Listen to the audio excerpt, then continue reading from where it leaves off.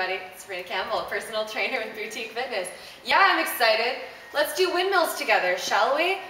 All right, so grab your weight.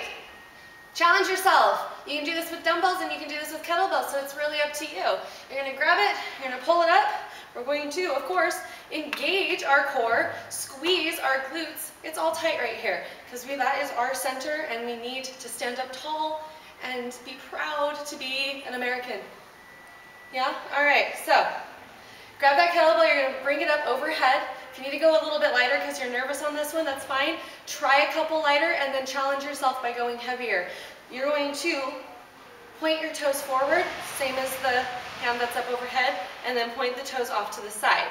You're going to reach your hand down towards those toes, and you're going to sit your bum back as we do this. So abs are still tight. You're going to sit back and try to reach down towards those toes. Keep that kettlebell up like you're holding a tray of fancy, fancy cakes. You don't want those cakes to fall off that tray because you're going to serve them to the queen. Yeah, don't let them fall. Keep it up, right there. Sit that bum back, up. And for those of you that are a little bit lacking in flexibility, that's totally okay.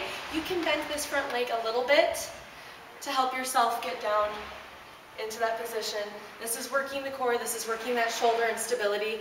And if you need to, of course, you can always look up to that kettlebell to make sure it's still up overhead and it's not going on a journey somewhere else. Yeah? All right. And of course, always come to class and hang out with me because I'd love it. See you later.